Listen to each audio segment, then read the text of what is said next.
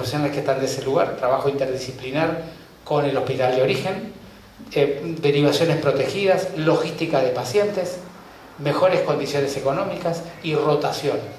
Con ese combo nosotros vamos a poder o vamos a lograr llevar más gente a los lugares más alejados de las grandes ciudades. Porque además tenemos, entre comillas, una pequeña ventaja, que es los médicos más jóvenes van queriendo salir de las grandes ciudades. Lo que pasa es que lo que le ofreces descentralizado de la gran ciudad va en contra de su propia filosofía, que es quieren disfrutar de la vida y por lo tanto estar fuera de la gran ciudad, pero no quieren ser los responsables de todos los problemas que tiene el sistema de salud en esa ciudad o en ese pueblo. Quieren que se haga responsable otro. Entonces yo creo que este es el camino, esta es la propuesta que nosotros traemos, por supuesto que requiere coordinación del ministerio provincial y municipal, y sobre todo requiere entender que el sistema de salud hay que romper estos silos que hay entre los subsectores, cada vez más intenso cuanto más lejos te va de la ciudad. Doctor, ¿lo puedo llevar a una pregunta política? Porque usted es uno de los funcionarios que mejor, digamos, imagen tenía junto allí en la ciudad de Buenos Aires a los porteños. Usted mencionaba recién que su vida es la función pública. Ahora, ¿por qué desistió de ser candidato a jefe de gobierno e involucrarse en este trabajo cuando tenía todas las posibilidades, yo calculo, de poder ser el conductor de los destinos de esa ciudad? Bueno, nosotros en la ciudad tenemos una interna particular, que es cada partido de nuestro espacio en la ciudad tiene un candidato y va a unas pasos. Y entonces nosotros insistimos mucho que el PRO ha hecho una transformación histórica de la ciudad de Buenos Aires, empezando con Mauricio, siguiendo con Horacio. Mauricio le puso ese talento que él tiene y esa creatividad en cambiar el norte, y Horacio le puso esa capacidad de trabajo, esos equipos, esa metodología cotidiana de proponerse objetivos y poner toda la maquinaria para poderlo lograr. Y lo que vos ves hoy en la ciudad es que parece una ciudad de otro contexto, ¿no? Entonces, el ciudadano porteño valora mucho lo que hizo el PRO en la ciudad. Y lo que yo insistía mucho es, no puede ser, el ciudadano porteño no se merece que le llevemos dos candidatos del PRO que compitan por el mismo electorado, de modo que los otros partidos de nuestro espacio político tengan más ventaja que el propio espacio del PRO, porque el ciudadano porteño está muy conforme con lo que hemos hecho. Por supuesto que tiene nuevos planteos, permanentemente hay mejoras que hay que hacer, pero está muy conforme con lo que se hizo.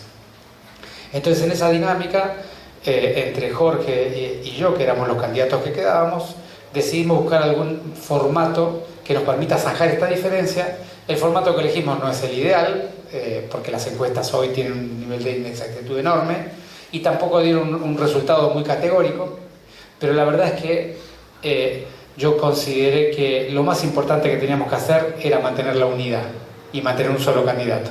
Y dado que digamos, los resultados no fueron categóricos y Jorge tenía la voluntad de seguir, yo como venía comunicando públicamente y ejecuté y hice lo que vengo comunicando, porque soy una persona que respeto mucho mi palabra pública, había dicho que quería que sea un solo candidato y yo no vine al espacio público a buscar puestos. A mí me da lo mismo ser jefe de gobierno o no. Yo me propuse jefe de gobierno porque creí que podía agregar algo superador a la sociedad porteña. Pero yo no iba a ser el motivo del debate, de las peleas, de las internas.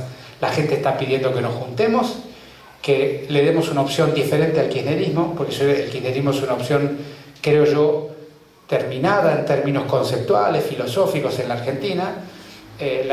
La sociedad argentina pretende otra forma de gobierno, otro estilo de política pública, otro tipo de líderes, y entonces me pareció que lo más apropiado que podía hacer es correrme y seguir trabajando para la sociedad porteña y argentina, de donde encuentre, donde yo agregar mi valor. Y en el espacio de salud, por supuesto que tengo mi valor agregado, y en el espacio de Horacio Presidente yo siento que voy a tener la oportunidad de llevar adelante varias de las políticas que estamos discutiendo con un líder que cuando setea el norte y tiene el equipo para hacerlo, sostiene no solamente la voluntad política, sino le da el financiamiento apropiado para llevarlo adelante. Me lo mostró la pandemia y no tengo ninguna duda que lo va a seguir mostrando cuando sea el presidente de todos los argentinos.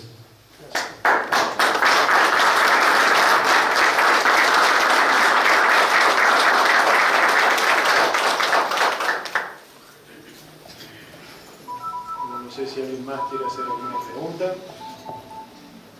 Sí. Primero, antes que la pregunta, agradecerle al doctor haber venido a la falda. La verdad que es un placer por dos motivos. Me cayó la ficha hace poquito cuando entramos acá.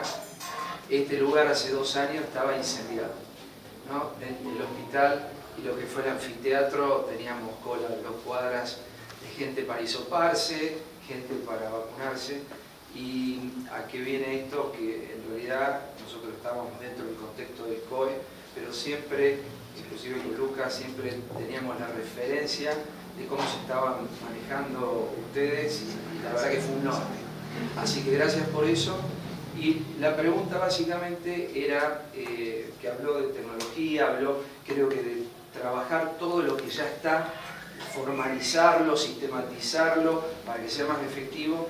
La pregunta es en el contexto del recurso humano, que venimos con serios problemas en la formación y el poder no conseguir súper técnicos, sino de las básicas, de las elementales, inclusive lo que es asistencia sanitaria básica, médicos de familia, pediatras, bueno, ni que hablar de neonatólogos, terapistas, médicos clínicos. Nosotros vemos un déficit en ese contexto, usted lo estaba comentando, a medida que uno se aleja de las grandes urbes, pero bueno, en ese contexto tienen alguna idea de cómo, porque son procesos que llevan tiempo de formación. Sí, traes un tema súper relevante y además que va a ser cada vez más relevante, ¿no? Y es así. Esto va incluido en el segundo aspecto que yo hablé, de darle al profesional en su espalda una infraestructura. Va este concepto que lo pasé muy rápido, pero ahora lo voy a profundizar a propósito de tu pregunta. Y es,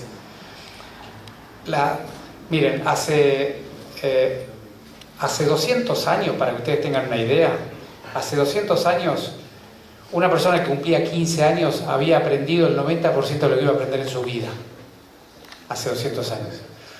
En el año 93, si me estoy acordando bien del trabajo que se publicó en el New England Journal of Medicine, en el año 93 el conocimiento científico médico se duplicaba cada 7 años. Cada 7 años, vos te quedabas 7 años sin estudiar, te ibas a cualquier lugar, practicabas la medicina que habías aprendido en la residencia, en cualquier lugar de excelencia, te ibas 7 años a trabajar, a los 7 años eras mitad de bruto, mitad de analfabeto. Eso ocurría en el año 93. En el año 2007 actualizaron los mismos autores el mismo estudio y demostraron que el conocimiento científico se duplicaba cada 7 meses. Así que vos te vas un año a algún lugar, dejás de leer por un año y sos un medio analfabeto, volviendo con el mismo razonamiento. ¿A dónde vamos con este aspecto? Y es que el profesional que todos los días no aprende es un profesional que está desaprendiendo, que todos los días no aprende. Yo digo de otro lado, la persona que todos los días no aprende está perdiendo una oportunidad enorme de volverse inteligente, de volverse sabio alguna vez, ¿no? Yo soy un defensor del aprendizaje cotidiano. Siempre decía en la pandemia, antes de dormir todas las noches, ¿qué hacía? Reflexionaba de lo que me había pasado en el día para ver qué podía aprender para el día siguiente estar un poco mejor, ¿no? Entonces yo soy un defensor del aprendiz de por vida, de persona, porque para ser un buen profesional primero tiene que ser una buena persona, ¿no? El profesional siempre se apoya sobre un sujeto. Entonces, pero vamos a la cosa técnica, porque me estoy desviando. Entonces, es esencial, son esenciales los procesos de aprendizaje continuo. Por eso yo hablaba de un equipo detrás tuyo.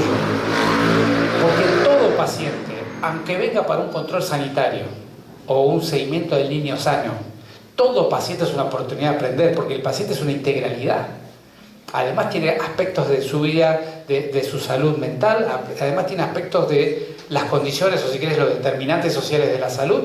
Además tiene su subjetividad de cómo está viviendo su vida, en su trabajo, en su familia, en su momento. Y Digamos, es una oportunidad para aprender de cómo como profesional contener y acompañar ese transitar, ¿no? Entonces, toda situación, ni que hablar cuando tenés que ver, por poner un ejemplo, un diabético que evoluciona mal con la dieta y los hipoglucemiantes, o que está con reemplazo insulínico y que tiene picos y valles y si vos no te das vuelta y hablas con el profesional de cómo son las nuevas oportunidades, las nuevas tecnologías, los nuevos medicamentos, cómo se ajustan, qué aprendizajes nuevos hay de cómo manejar un insulino dependiente de evolución tórpida, por decirte cualquier cosa, ¿no? Entonces, ¿a dónde voy? Es que tenemos que construir procesos de cuidado de aprendizaje continuo. Yo vengo de ver el hospital de ustedes, me lo mostraste en detalle, y se ve una dedicación profesional verdaderamente que se palpa, no hace falta, se ve, la gente está comprometida, está ahí todos trabajando, comprometidos. Ahora, las condiciones que tienen hay que mejorarlas, y no las vas a mejorar con el presupuesto municipal, no te va a alcanzar para mejorarlas. Y además de mejorar las condiciones del layout, de la tecnología y la infraestructura, vos mismo lo explicabas, tenés que mejorar las condiciones de por qué ese profesional, mientras hace esa tarea hoy, a la tarde va a ser un profesional más capacitado. ¿Qué dinámica tuvo? ¿Qué garantía tiene? ¿Qué acceso a la tecnología, a la información? ¿Qué acceso a dialogar con alguien, un par o un especialista, lo que le está pasando ahí? Bueno, eso es lo que hay que ponerle al hospital. Eso. Porque cuando ese profesional que está ahí tenga esa oportunidad de cada día aprender, se va a sentir más conforme con lo que hace, va a poner más amor y empeño en lo que está haciendo, pero sobre todo, todo el Valle de Punilla, todos los ciudadanos del Valle de Punilla van a ser atendidos más oportuno y con más calidad. Entonces, de esto se trata la cooperación en el territorio. Por eso yo digo, si ustedes me traen acá, por primera vez vengo como médico, he venido muchas veces a disfrutar del Valle, pero por primera vez vengo como médico, me ponen en este lugar aquí, lo primero que digo es, hagamos una reunión de 20 referentes y empecemos a dialogar cómo vamos a cooperar. Y cómo vamos a financiar el hospital. No puede ser que el financiador sea los ciudadanos que le dan a él la responsabilidad de administrar un presupuesto, no puede ser. Porque entonces el hospital tiene un techo de donde no va a poder salir. Y siendo el único hospital del Valle, el único hospital público, es responsabilidad de todos que este hospital ande bien. ¿Y por qué vuelvo al punto de la economía? Porque con la economía construir procesos de formación continua también, ¿no? Acá tendrías que tener un especialista o subespecialista casi cotidianamente que venga de algún lugar invitado a dialogar así como estamos dialogando. Che, ¿cómo manejamos en la atención primaria? ¿Cómo manejamos en el hospital? ¿Cómo coordinamos entre la clínica, el sanatorio y el hospital? Cuando tenemos esta problemática, ¿cómo manejamos esta medicación? ¿Cómo tenemos acceso a esta tecnología? De eso se trata la gestión sanitaria. Es ocuparte todo el día de que el que está ahí, que es lo único que importa, que es el que está ahí trabajando con el ciudadano que vino a pedir la ayuda, esos dos tengan todas las condiciones para que de ahí salga lo mejor posible. Los que estamos de este lado tenemos que laburar para eso, porque la salud se juega ahí, no en la oficina. En la oficina tenemos que crear las condiciones para que ahí se dé. Y ahí tiene que ser un encuentro humano en un lugar amoroso en términos de que sea razonable y digno, con acceso a el tiempo y la oportunidad de entender lo que está pasando y con acceso a la tecnología y los medicamentos para darle como solución a ese lugar y las dos personas cuando salgan sentirse conformes con lo que ocurrió. De eso se trata la gestión sanitaria muy a la larga. Todos los sistemas de salud que trabajan es en ese momento de oro, que cuando estás en el gobierno nacional es un momento de oro que pasa en millones de lugares por día, y cuando estás en el lugar local tenés una escala humana donde lo puedes administrar de otra manera, ¿no? Doctor, una pregunta. En primer lugar, le agradezco mucho, la verdad que es un placer escucharlo y tenerlo acá tan cerca. Y con respecto a este contexto de que estaba hablando de la formación de médicos, en mi caso soy bioquímica y trabajo hace más de 10 años en un hospital provincial acá en Santa María, en Villa Cairo, en el Funes. Y con respecto a esto que estamos hablando, yo soy profesional de guardia y veo que de acuerdo que el médico que ve al paciente son las directivas del protocolo que lleva adelante. Entonces, si todo sale bien y usted nos acompaña y va a tomar las decisiones del Ministerio de Salud de la Nación, me parece que una falencia que yo veo es la falta de protocolo de actuación. Porque vemos si hay un profesional que está formado hace varios años, tiene una conducta y si otro profesional nuevo otra, y si después pasa a terapia era otra conducta. Entonces por ahí en esto del respaldo del profesional y de todo el equipo de salud, si bien sé que hay guías médicas me parece que estaría bueno implementar esas guías a nivel nacional.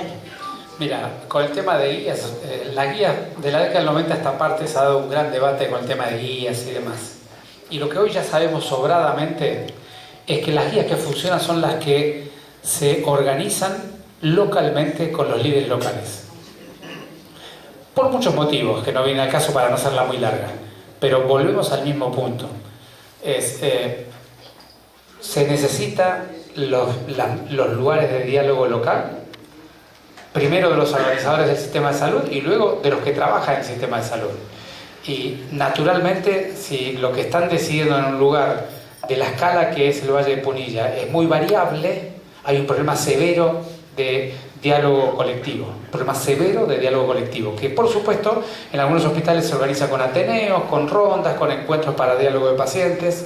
Cada vez más esos encuentros se hacen multidisciplinares, donde el farmacéutico, el bioquímico, el psicólogo, el clínico, el especialista de la subespecialidad, están todos compartiendo las diferentes miradas. Cada vez son más transdisciplinares, por llamarlo de alguna manera, pero son esenciales. Y en el diálogo del paciente, del caso en cuestión, es donde vas limando esas diferencias. Porque vas dialogando y por qué esto, y por qué vos decís esto, y por qué yo digo aquello, en base a esta literatura, en base a esta experiencia, en base a esto que ocurrió. Y vas construyendo, entre comillas, una guía práctica clínica que no está escrita en piedra, pero que funciona. Entonces yo les recomendaría espacio de diálogo de pacientes. Nosotros lo hemos hecho en muchos lugares, incluso en la pandemia, mediado por tecnología, porque no tenés que ni viajar. Vos conectás a 10, a 12 generalistas del Valle, todas las semanas en un horario fijo para que se puedan organizar, y cada generalista trae el caso que más le cuesta, lo pone al diálogo, conectás a un especialista de Funes o a donde lo derivás habitualmente para que haya sintonía cuando se lo derivás y no diga todo esto que hacen allá no está bien y yo lo hago diferente. Conectás a un par de médicos de Funes, ese es un encuentro de 1 hora, no se tiene que mover nadie. Es un tema de concepción, de si vos entendés que la salud es algo que te formás en la residencia y después te dedicas a trabajar, o entendés que la salud es un aprendizaje continuo. Y eso te da además, te da cierta satisfacción, vos vas aprendiendo cotidianamente, te da una satisfacción enorme. Yo, miren, siempre lo ponía, yo leo cerca de 2 horas por día, todos los días de mi vida. En plena pandemia, antes de irme a dormir, a la 1 o 2 de la mañana me sentaba a leer. Porque vos no podés gestionar la salud si no estás actualizado. Y siempre digo lo mismo, todo profesional debe leer 2 horas por día. Debe leer 2 horas por día. Ahora, leyendo no alcanza, porque vos te formás a lo que tenés acceso a leer. A ver si me puedo acordar el dato para decírtelo ahora en el aire. Pero en el año 2008 salió una publicación que decía que vos, si sos un médico clínico, deberías leer 40 horas por día para poder leer todas las novedades de tu ámbito de incumbencia que se han publicado ese día. Entonces, ya está. El conocimiento científico nos pasó por arriba. Nadie sabe ni el 1% de especialidad, ni siquiera el hiperespecialista sabe el 1% de su especialidad, de lo que está publicado en su especialidad. Ha tenido la oportunidad de leerlo. Entonces, nos necesitamos. Yo leí una parte, vos leíste otra parte. Hay aspectos del laboratorio que yo aprendo hablando con bioquímicos que me sirven para tomar mis decisiones de qué estudio pido en una circunstancia A o circunstancia B. Vos algunos resultados no podés comprender la significancia que tienen y hasta dónde valorar la emergencia de lo que estás viendo. Yo te puedo ayudar y de eso se trata los encuentros, las rondas. Hay que construir rondas. Nosotros somos, en las rondas es donde nosotros aprendemos. Después cada uno lee, dedicas 1 hora por semana a una ronda y vas suavizando esas diferencias que vos contás. Cuando hay mucha diferencia es porque no hay organización. ¿Y quién paga todo eso? Siempre lo mismo. Primero los pacientes, que van a cada lugar, le piden estudios diferentes, le dicen cosas diferentes, ¿no? Y después los profesionales de la salud, porque después tenemos que atender esas diferencias. Bueno, buenos días, doctor. Primero, bienvenido a La Falda. Le agradecemos mucho su presencia porque nos enriquece en cuanto al tema de salud. Mi pregunta es, en realidad más que una pregunta, es una inquietud. Nosotros, la idea es trabajar en conjunto con todas las localidades que conforman el corredor Punilla, en el cual me parece muy enriquecedor el tema de trabajar sobre todo por el sistema de salud, que está muy castigado en algunos puntos, y sobre todo la eficiencia que hay en cuanto a profesionales por las distintas casos que tengamos, y nos falta a veces profesionales para poder trabajar en ese aspecto.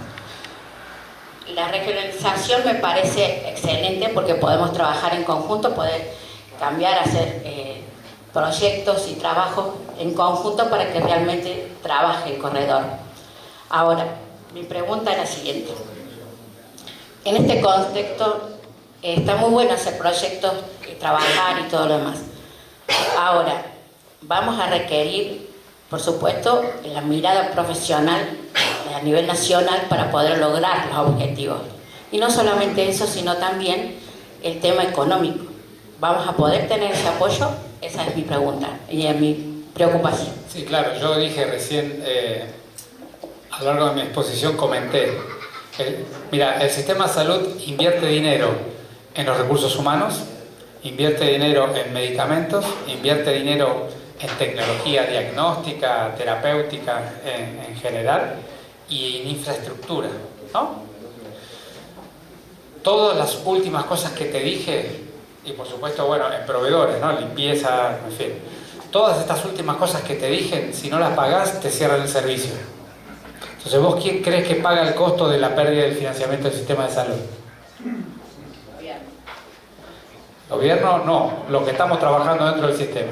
La única variable de ajuste del sistema de salud es el trabajador, porque todo lo demás, si vos no le pagás al laboratorio, no te da el remedio. Si no compras el tomógrafo, no te lo dan. Si no lo pagás, no te lo dan. Si no compras las placas, no puedes imprimir placas.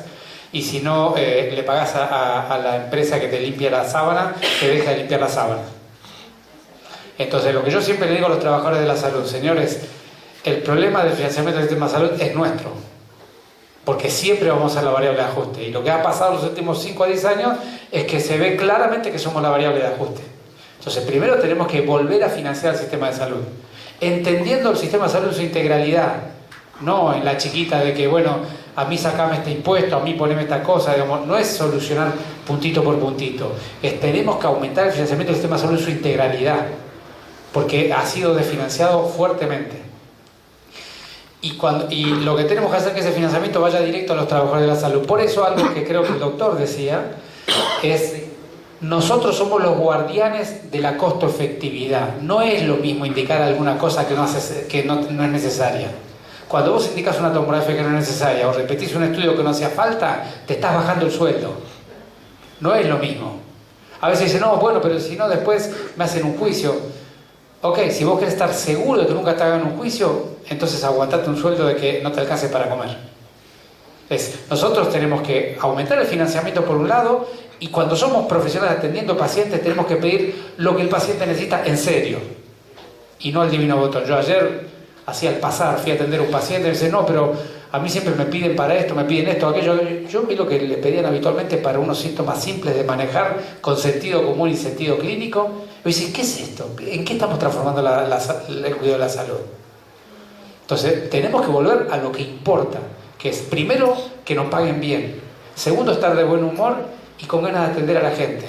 Tercero, atender a la gente de la manera que lo necesita. Cuarto, razonar y usar el cerebro y el conocimiento científico técnico para hacer lo que hace falta. La enorme mayoría de la problemática de salud se atiende con sentido común y conocimiento científico. Y 2 intervenciones. No tiene que ir todo a hacerse estudio complementario de alta complejidad. Tenemos que aprender a atender a la sociedad con lo que la sociedad necesita, no con lo que nos quieren vender. Entonces somos esclavos, en algún modo. Nos volvemos esclavos del mercado de la salud, y luego el mercado de la salud nos aprieta la cabeza contra el piso y nos paga la mitad del salario de lo que tiene que pagar. Bueno, aprendamos nosotros también. aprendamos también nosotros, hagamos una medicina costo efectiva, que sea humanista, oportuna, de calidad y equitativa. Y para la equidad, ustedes tienen un modelo perfecto en términos experimentales. Tienen un valle en donde están todos ustedes adentro de la misma olla. Cuídense. Eso es lo que yo les diría. Mirando Punilla es, cuídense, no esperen que les vengan a salvar la vida a otros, cuídense ustedes. Y den la pelea, todos ustedes juntos, a la ciudad de Córdoba, con lo que sea la ciudad de Córdoba, a la ciudad de Buenos Aires, con lo que sea la ciudad de Buenos Aires. En mí van a tener un socio siempre para resolver ese problema. Hola, buen día. Gracias por estar acá primero. Yo soy psicóloga del Hospital de la Falda y mi pregunta puntual es ¿cuáles son los lineamientos pensados para salud mental? Porque todos hablan de la pandemia y la cuestión médica, pero la cuestión psicológica creo que es la pandemia, la post-pandemia más grande que ha quedado después del COVID. Nosotros hemos visto, mis colegas y yo, incrementado notablemente las consultas a consultorios, gente que ya estaba de alta vuelto, potenciada post-pandemia, y creo que es una de las partes de las que no se habla, y creo que las que más necesitan en este momento un refuerzo, el área de salud mental. Entonces quería saber cuáles son tus planes. Bueno, desde ya, nosotros en la ciudad hemos implementado, no quiero hacerlo muy largo, parece que estamos medio pasados de tiempo, pero nosotros hemos implementado un plan de salud mental post-pandemia muy intenso, que empieza con el diálogo social de la problemática, haciendo encuentros barriales, poniendo en palabras lo que nos pasó, porque vos como psicóloga sabés, cuando uno pone en palabras empieza a sanar, ¿no? Porque cuando el problema es tan distribuido, es tan generalizado, hay que poner una etapa social del diálogo sobre la salud mental. Y luego, por supuesto, la profesional, los grupos de autoayuda, luego las atenciones individuales y todo lo que ustedes hacen aquí, y vos sabés perfectamente bien. Y eso hay que fortalecerlo. La salud mental viene mal desde antes de la pandemia, lo sabés, tanto como yo. Lo digo solo para los demás, no para vos, ¿no?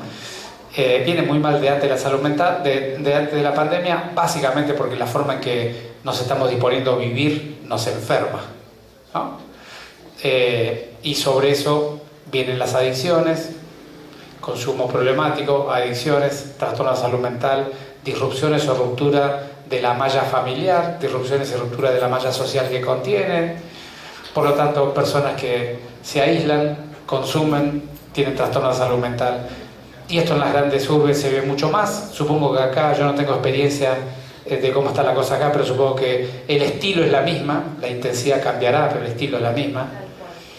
Y en esto también la política tiene una responsabilidad enorme.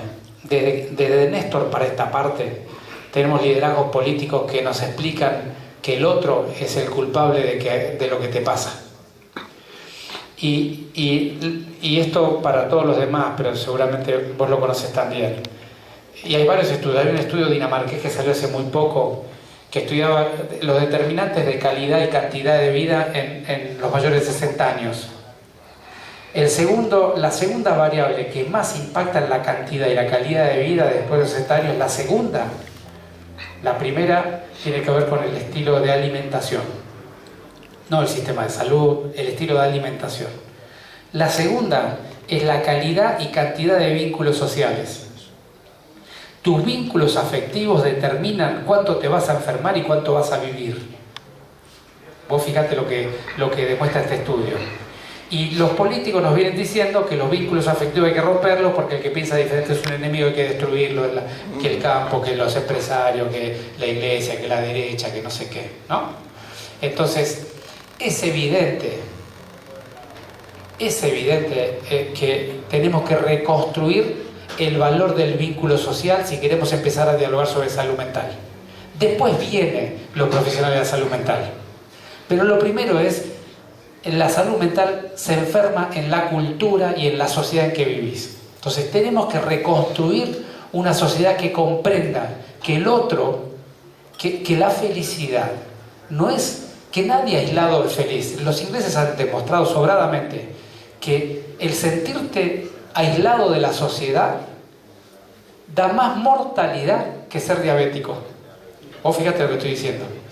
Una persona, un inglés en Londres te dice, yo me siento aislado, mis hijos no me dan bola, mi vecino no me atiende en el timbre y este teléfono nadie me manda ningún mensaje. Esa persona se muere más, tiene más mortalidad que un diabético en las mismas condiciones, que tiene amigos, que disfruta del día, de los vínculos.